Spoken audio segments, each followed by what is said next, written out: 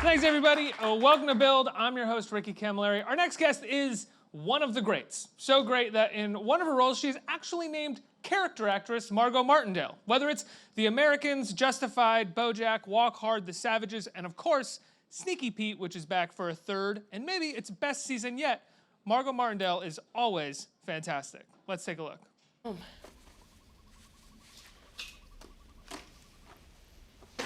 Good. They could use a night in their own beds. They were all I could think about. You should make sure you tell them that. I will.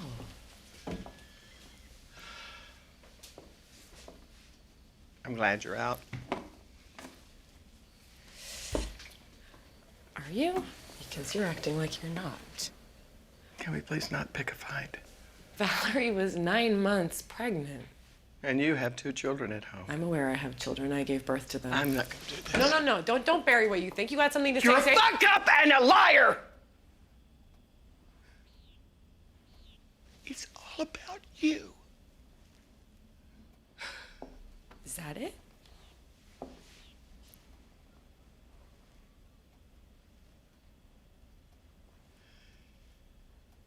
You need a lawyer, Julia. A real lawyer, and Otto and I don't have any money because you got our license suspended. Pay for my own lawyer. With what? Everybody, please welcome anybody with good taste's favorite, Margo Martindale. Thank you. Thank you so much. Thank you so much for being here. I'm such a fan. I'm also such a fan of getting the chance to talk to you because you're a very fun person to have on this stage. Well, right now, maybe I'm not, but I really am. No. Well, we'll see how it goes. We'll see. We'll maybe get a different Margo today. I love Sneaky Pete, and one of the things that I love about Sneaky Pete is how much you get the sense of how the core group of actors on the show love working together and really relish the scenes that you guys get with each other. When you have a scene like that, it doesn't feel like a lot of TV shows, which is just like, let's get through this really fast. It feels like you and Marin or Giovanni or Peter Garrity or Libe have all kind of done your homework as to how to make this scene really pop for the actors. Is that what it's like on the set? You know, we've been together now 4 years. I mean, because we did the pilot 4 years ago. And then you had like a year off break where you were all on hold, right? And we were on hold. So we've been together a long time, and this season, because we moved to Los Angeles, we lived together.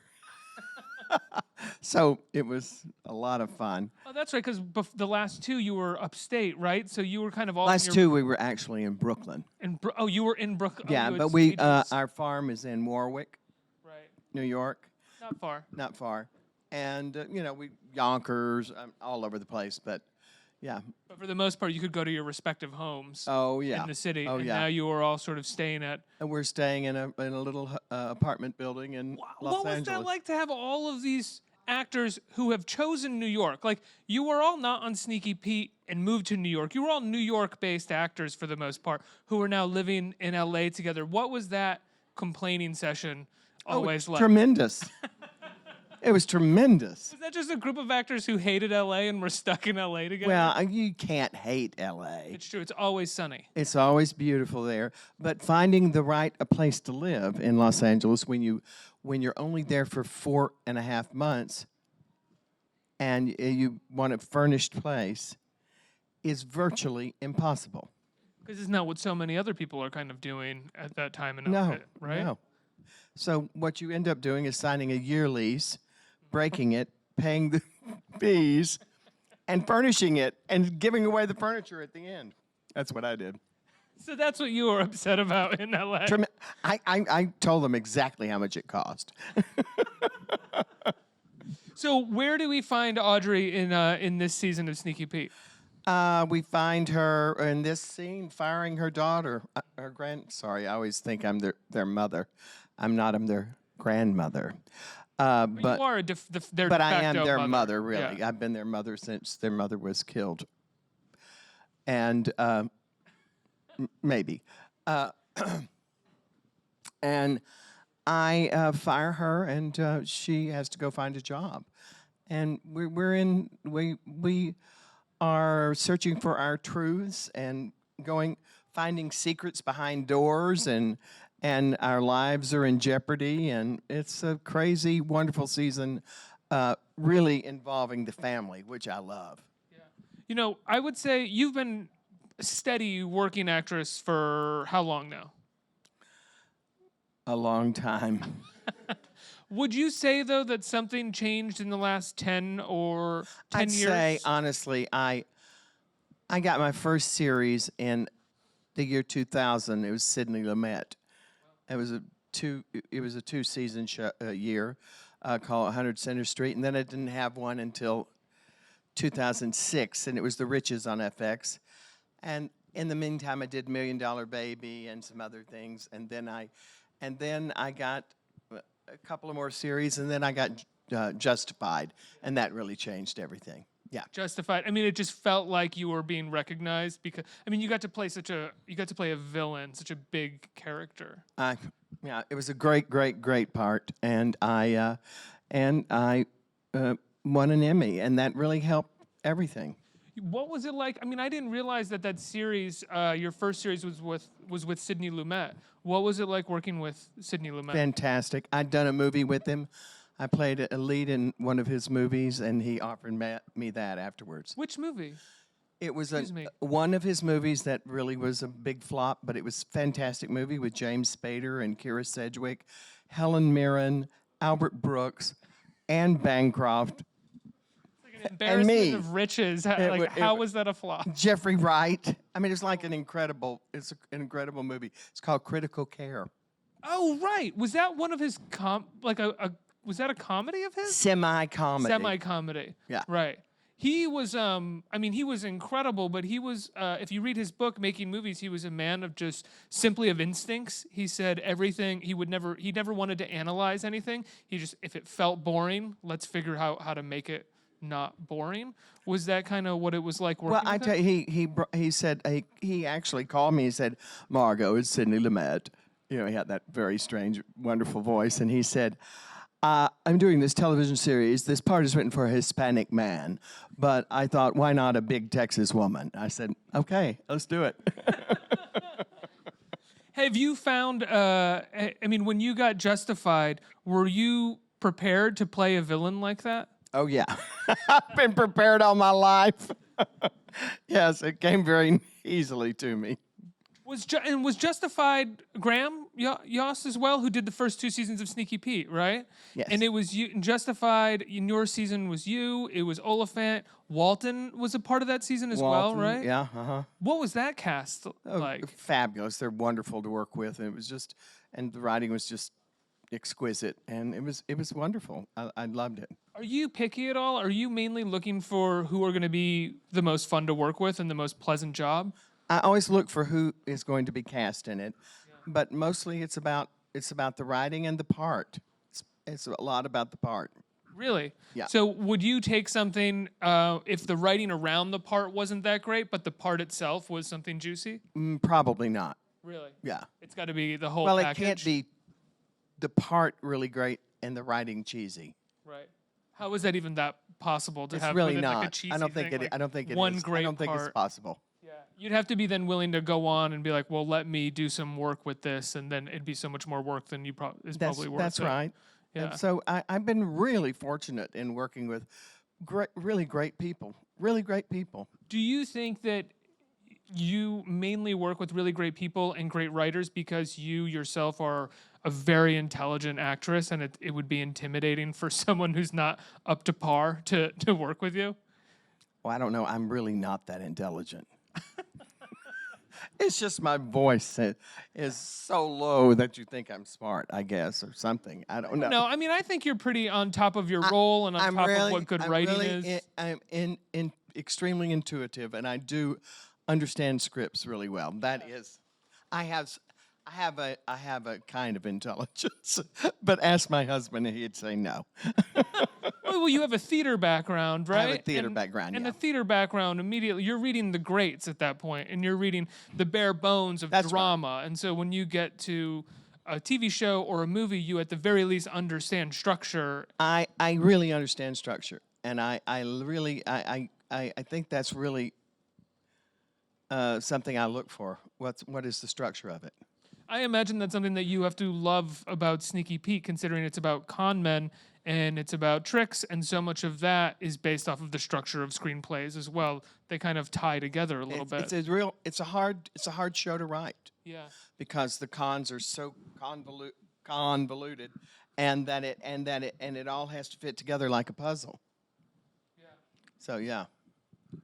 Going into season 3, you guys had a new showrunner. What did that feel like, changing gears that way? And you were in LA. Changing gears, it was a whole new terrain. It was so many things different, but we held on to who we were, and I think it came out really well. Yeah, I would agree. We also meet your father, who's played by the great Emmett Walsh. What was it like working with him? Had you worked with him before? I had not. Okay. I just loved him. Yeah. Do you know who Emmett Walsh is? See, I bet they don't know who. As soon as you see his face, you'd will know him if you saw his face. He's maybe the most lovable sleazebag ever in movies. That's exactly who he is. Yeah. That's exactly who he is. And when he meets people, he gives everybody $2 bills. So he keeps like I think 1,000 $2 bills in his pocket. He actually does this in real life? Oh yeah. I have 2 in my wallet right in there. There's something so charming / creepy about. I think very he's just. Emmett I Walsh. just think he's. I mean, and I'm watching this, Stephen. He made me laugh hysterically. He he was in Blood Simple, but is he a Texas? No. He's from Vermont. Is he really? I guess he's always been burned into my brain as a Texas guy because Blood Simple is such a that's right. a Texas movie. I think that's a West Texas movie though, right? Was it? East or West? It's not. It's one of the. Are you East Texas or West? East Texas. East Texas. I feel like Blood Simple might have been East Texas. East Texas. I yeah. think it might. I in my head think it's in Georgia because I think that's where they shot it. Really? Oh, I didn't know that. I thought. And I may be wrong. Right. But I mean, think so. Walsh has that opening sort of soliloquy voiceover that's like, in Texas, we do it this, like, something like that. Sorry. Down. I could see in your eyes, just like, where's he going with this stupid thing about Blood Simple? I need to watch that movie again. It's pretty incredible. It's taut. It's like a very tight little thriller that they put together. They do. That was one of their first movies, wasn't it? Yeah, it was their first movie. Yeah. That's Coen Brothers. Yeah, and right away you can see brilliance in their film. You haven't worked with the Coen Brothers, have you? No, I haven't. Is that on your bucket list? They never hire me. Do you have a bucket list of filmmakers or anything that you want to work with, or do you not really think about that?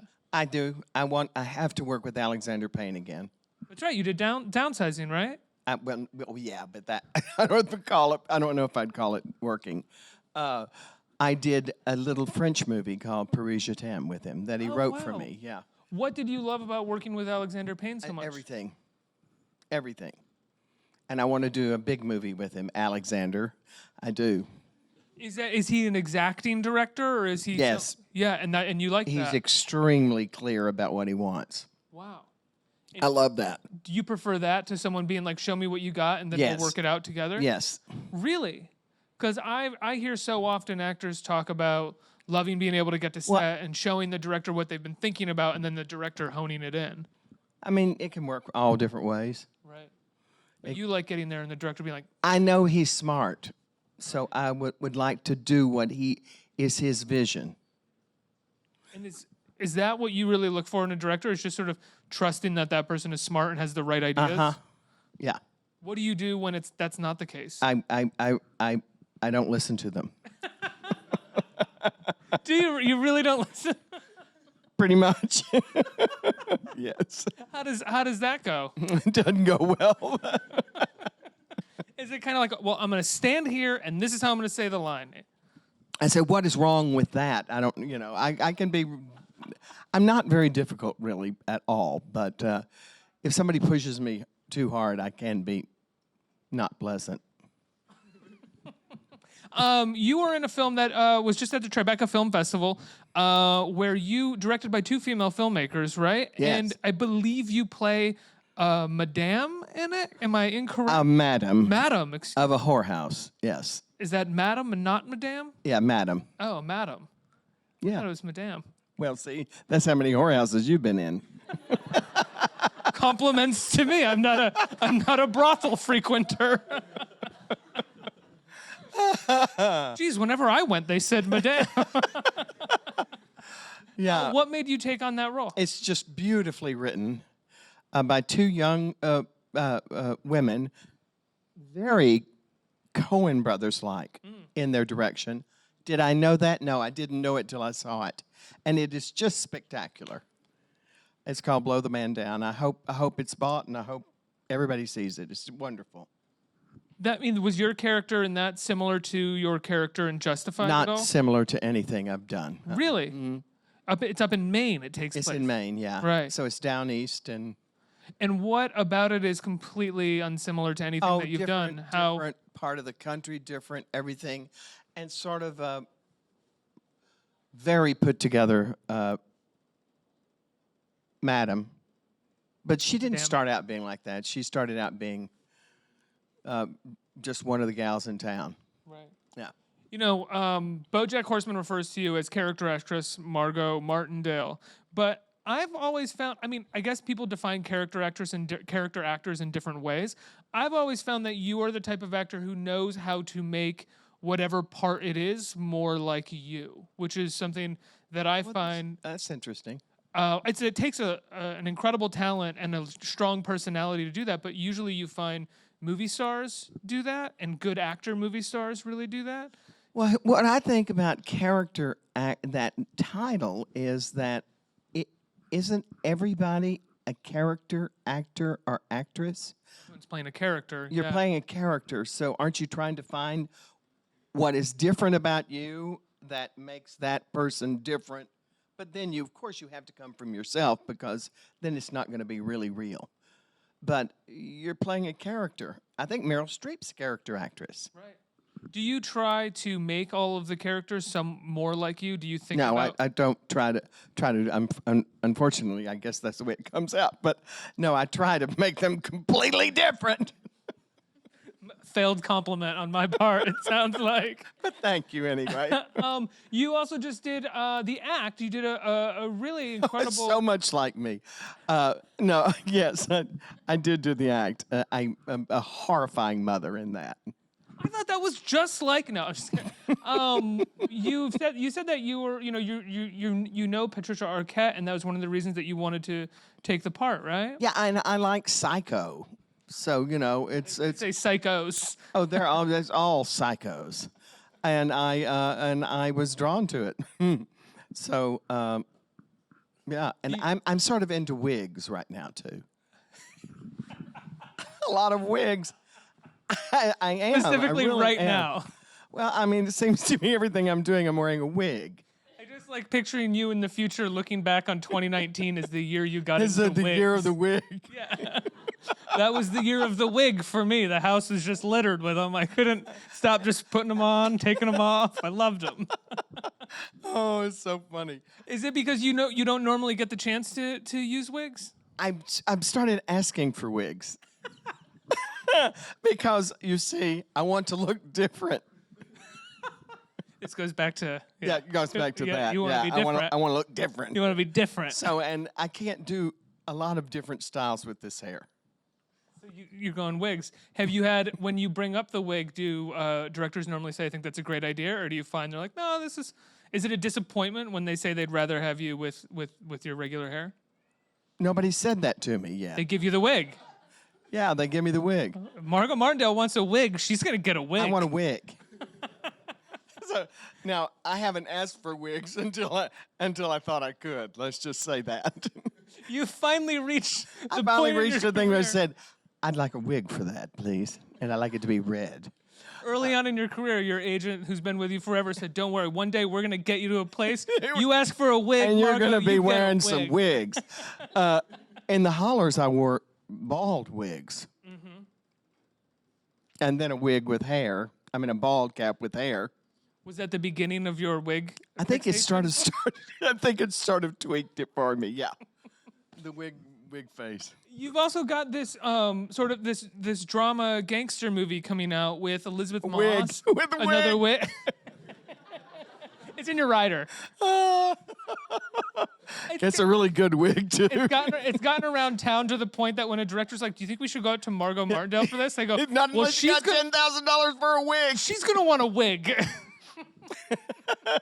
Talk to me about it's called The Kitchen, right? Excuse me. Talk to me about The Kitchen. What is this? It's a drama with Tiffany Haddish and Elizabeth Moss and Melissa McCarthy, and it's about Hell's Kitchen in the '70s, and it's about the Irish mafia, Irish mob, and the FBI catches their husbands and puts them in prison, and they start running the mob, and I am Tiffany's mother-in-law. How was it working with Tiffany? Great, just fabulous. Did you have a good time? I had a blast. I love you, Margo. I love her more than I can tell you. I love her so much. I think everybody does. She's infectious. She's infectious and dreamy and really serious and deep and deeply talented and deeply funny. Yeah. You sort of have to be to have resonated the way that I think that she has. Yeah, really, so quickly. People can Absolutely. sense that there's a lot there. There is a behind lot the there. eyes. Yeah. She's terrific. I think we have some time for some questions from the audience. Who has a question? Hi, Right here. Margo. Hi there. I'm such a fan of your character on BoJack, well, and thank you. I was just wondering, I'm not wearing a wig. how did that character come to be? And do you like playing a version of yourself that's, I would assume, pretty far from who you are in real life? I do like being able to do all the things I do on there. I was doing a comedy with Will Arnett, and Will said, and I was promoting a movie at the same time, and Will said, "Margo, you're going to come do my cartoon?" I said, "No, I'm not. I don't have time." He said, "Yeah, you are." I said, "No, I'm not." He said, "The part is Margo Martindale, character actress. Who's going to play it?" I said, "I guess I'm going to play it." That's how. And then I read it, and I said to Will, and I knew nothing about it, nothing. And I said, "I have to tell you, these people seem like animals to me." He said, "They are animals, you idiot." Do you watch the show? I hear it's fabulous. It's great. Yeah, it's really great. But at this point, there's a lot of it. It'd be hard to go I know. back. I'm gonna watch it all. Is there a show that you do keep up with? Name one. Oh, gee, I don't know. Game of Thrones is the big show. No, right I don't. now. I've never watched it. I'm not a big medieval. I don't either. I'm not a big It's medieval because person. I don't like the look of it. Really? I don't like that. I don't like the look of medieval. Fantasy, right? Like medieval fantasy It's stuff. not. I can't. But I imagine if I watched it, I completely get into it. Really? I check out with medieval fantasy stuff. I'm immediately like my suspension of disbelief goes away. Well, I mine can't do too. it. But I haven't tried Game of Thrones. Right. I did. I couldn't. Oh, do it. okay. Well, you shouldn't say that out loud. I know. They're gonna remove my pop culture credential. Yeah, really takes you completely out of it. One more question. Hi, Margo. Hi. You obviously have an amazing film career, and you mentioned earlier really understanding scripts. So I was wondering if you ever considered adding esteemed director or writer, Margo Martindale, to your title? No. Good answer. You know what? I honestly only know how to do one thing. And garden. And drink. Do you have a garden I do. in New York? Well, let's just say that. Yeah, okay, fair enough. How big is your garden? Big enough. I'm not trying to GPS and locate. I'm you. not saying that for that reason. How long have you been gardening? I'm curious. And what do you get out of it? Flowers. Spiritually, anything, or just the flowers? Spiritually, I get a lot. A lot of flowers, A lot of flowers and so pretty. for which you sell to then go buy more wigs. That's exactly right. I should have worn a wig today. Oh, that would have been. I don't have any incredible. wigs. I don't own any wigs. You don't take them home with you after the shoot? Or you think they'd give them to me? They're expensive, right? They don't give them to you. Maybe you could put that in the contract. I for think your there's an idea. Margo wants a wig. and she wants to take it Next home. time I want to be blonde. Then see if you can recognize me then. So you have a bunch of, I mean, you have Sneaky Pete, which just came out, which I'm assuming you guys probably shot about a year ago, right? We finished in December. Oh, you finished in December and it's coming out now? Wow, that's fast. Yeah. And then you have The Kitchen, which you shot. You have this film up in Maine that you just shot. Excuse me for forgetting the name already. With Blow the Men Down. Thank you. And what are you shooting right now? Like, are you taking a little break? Or are you? I'm in the going midst to shoot a new series for FX. Oh, that's right. Limited series with Kate Blanchett and Tracy Ullman and Rose Byrne, and it's a fabulous group of women about the women's movement in the 70s. And yes, I'll be wearing You're gonna get a wig. two aren't you? wigs. Two. Two. Like, are they gonna be different decade wigs? Yes, they are going to be different colors. What do we have? 70s and 80s or 60s? 70s and 80s. Oh, those are gonna be some good wigs. Really good wigs. I mean, I think 70s and 80s you go from like big to bigger. I know, but not when you start out at the age that I am. Oh, okay. But by 80s you could get some big hairspray hair, right? Not if you are in your 60s and the 80s. Like Tammy. I mean, there were some women in the 80s. Yeah, with but some were big they hair. 60? That's a good question. I don't. Yeah, exactly. I was being Tammy born in the Wynette 80s. was she was probably 50 in the 80s. Oh, really? Mm-hmm. Yeah. Maybe. But I'm playing a New Yorker, so Are you excited to sort of get on set and work with all these women? I'm excited. I'm playing a real person. Anybody who's of a certain age. Bella Abzug I'm playing. Wow. Yeah, you remember. I loved her so much, so I'm excited about that. Is that nerve-wracking at all to play? It is, but I have been with the dialect coach for already so long now that I'm not nervous about it. Well, I can't wait. And I'm curious. You said your roots are in theater. Is there ever a chance that we'll get you doing theater again? I'd love to. It's just right now I don't have the time. Yeah, and they don't have the budget for wigs in the theater as well. They have enough for wigs. They can get you some kind of wig. Last time I was on Broadway, I had a wig. Last and only time I was on Broadway, I had a wig. What play was that? That was a Cat on a Hot Tin Roof. Yeah. And how long? When was that? 2004. 2004. That's the last time you were on Broadway. Last time I did a play. Wow. Do you miss it? Yeah, I do. I loved it. But the thing is that I did so many plays for so many years that nobody saw. Right. Meaning I've been working for a long time, that I feel like I've done my share of plays. Right. Not that I don't love it, but I have done an enormous amount of plays. Yeah, absolutely. And this whole TV and film thing has snowballed into this huge thing. Yeah, it's great. I love it, and it's more lucrative.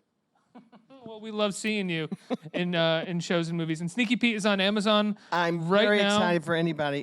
If you haven't seen any of Sneaky Pete, or if you have seen some, start it because you'll be addicted, and it's extremely fun. It's very, very good. And it's fun, but it's fun and really good. Exactly. Absolutely. Margo Martindale, everybody. Let's hear it. Thank you so much.